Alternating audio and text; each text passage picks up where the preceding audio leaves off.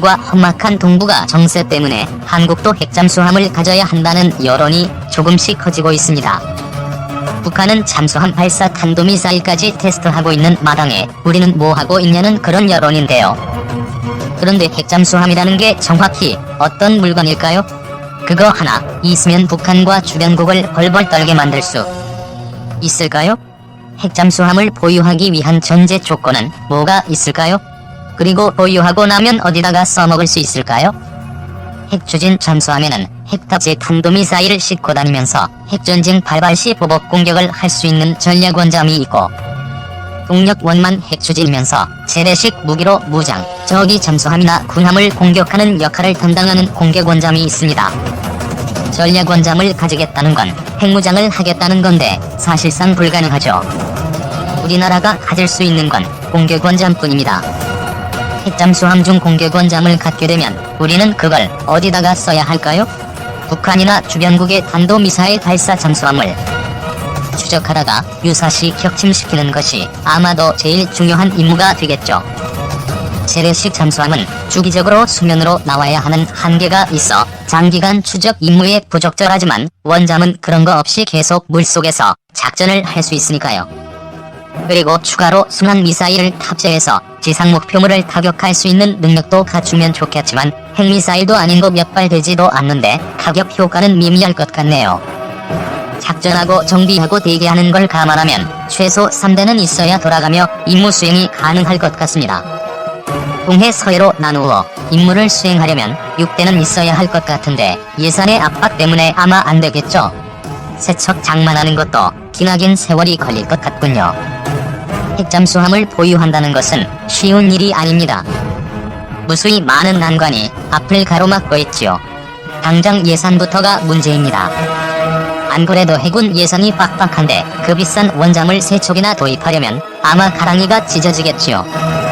그리고 기술도 문제가 되는데 우리나라는 재래식 잠수함은 많이 만들어봤지만 아직 원잠은 한 번도 건조해본 적이 없습니다.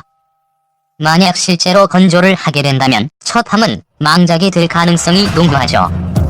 거기다가 원잠 운영 시 필요한 연료는 어떻게 확보를 할지 등등 풀어나가야 할 문제가 산적해 있습니다. 그럼에도 불구하고 우리나라는 원잠을 갖기 위한 노력을 게을리하지 말아야 합니다. 처음 재래식 잠수함 건조를 하고 운영을 할 때도 아마 문제가 많았을 것입니다. 하지만 지금은 건조 경험과 운영 경험이 쌓이면서 많은 노하우를 쌓고 잘 운영을 하고 있죠. 핵잠수함도 처음 시작은 분명 어렵겠지만 시작조차 하지 않으면 경험을 쌓을 수가 없고 시간이 지나가면서 점점 더 보유가 요원해질 것입니다. 어렵더라도 꾸준히 보유를 위한 노력을 해야 할 것입니다. 최근 북한 핵개발에 대한 억제 및 대응 수단이 필요하다는 여론이 비등해지고 있다.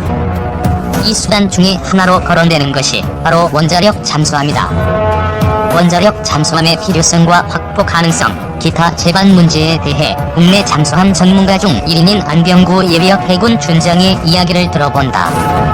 해군 사관학교 28기인 안병구 제독은 대잠수함전 교관, 잠수함 사업단 요원, 한국해군 제1번 잠수함 장보고 함초대 함장, 잠수함 전대장, 잠수함 전단장 등을 역임했다.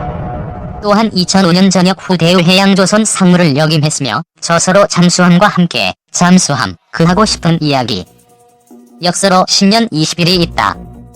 그는 우리나라의 원자력 잠수함 보유 필요성을 강력하게 주장했다.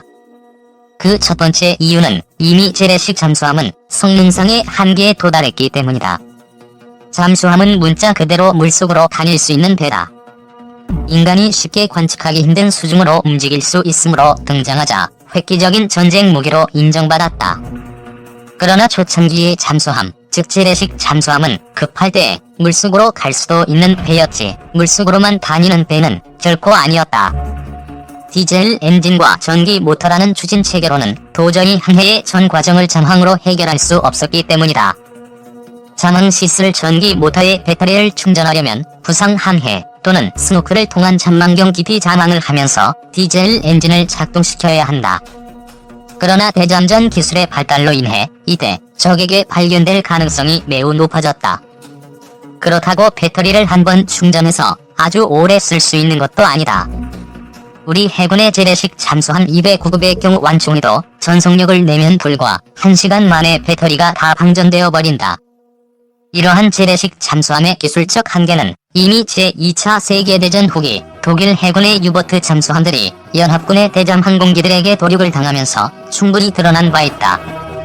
두 번째 이유는 원자력 잠수함은 우리의 실정에 필요한 전략 무기이기 때문이다. 제2차 세계대전 이후 원자로라는 새로운 추진 체계가 잠수함에 탑재되면서 잠수함은 비로소 물속으로만 다니는 배가 되었다. 원자력은 작동시키는데 산소가 전혀 필요치 않으므로 수중에서도 무한정 사용이 가능하기 때문이다.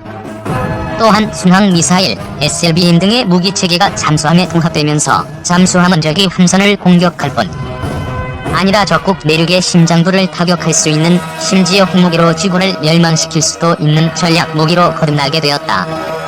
이미 북한은 작년 11월 사거리 13,000km, 탄두 중량이 7톤에 달하는 화성 15호 미사일 시험 발사에 성공, 미봉토에 대한 핵 투발 수단을 보유한 것으로 여겨진다. 또한 2016년에는 SLBM인 북극성 1호의 시험 발사에 성공했다. 이를 가장 은밀히 행동할 수 있는 수중의 미사일 발사 기제인 잠수함에 싣는다면 북한은 핵병기 개발의 완결성을 얻으며 더 나아가 한국과 미국을 상대로 핵선제 공격도 가능하다. 이에 맞서 전쟁 억제력, 즉 유사시 북한이 핵을 사용할 수 없게 하는 능력을 가지려면 우리나라 역시 바닷속의 전략 미사일 기제인 원자력 잠수함을 보유해야 한다는 것이다. 우리나라 해군의 재래식 잠수함인 209급과 214급. 재래식 잠수함은 이미 전원 능력과 피탐지 능력 면에서 한계에 도달했다. 안재덕이 초대 함장을 맡았던 장보고함은 1992년에 취역했다.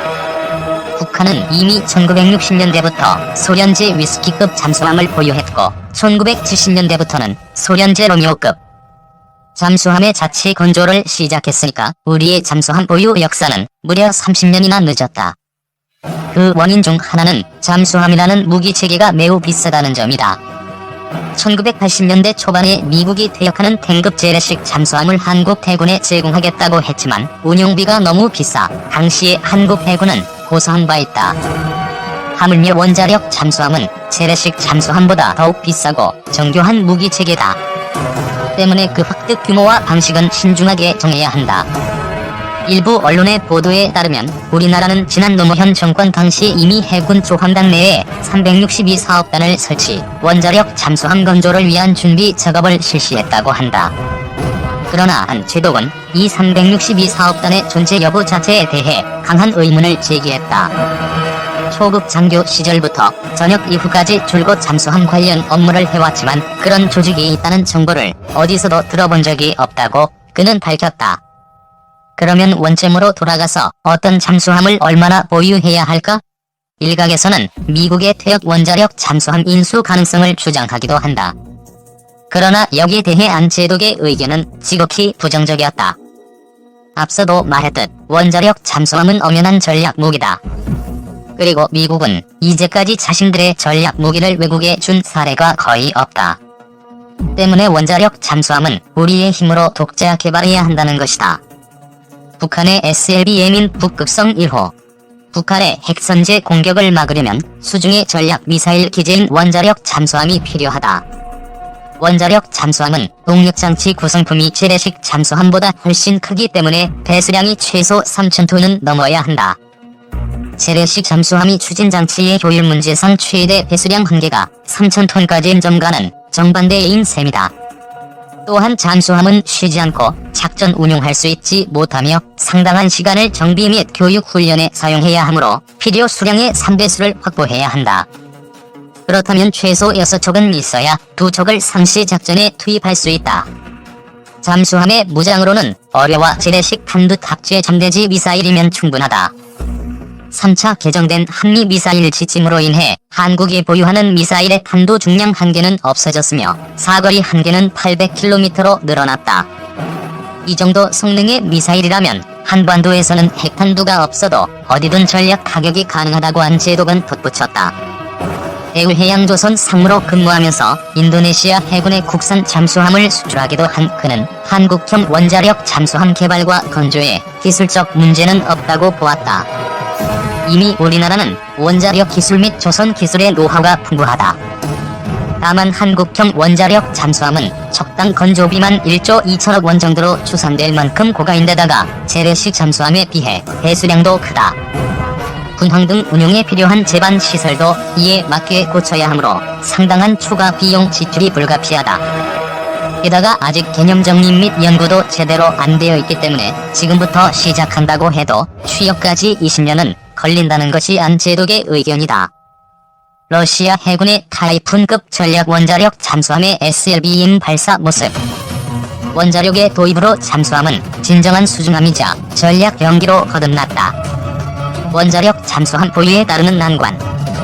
안제독은 내부적 문제보다는 외부적 문제를 더 큰 난관으로 보았다.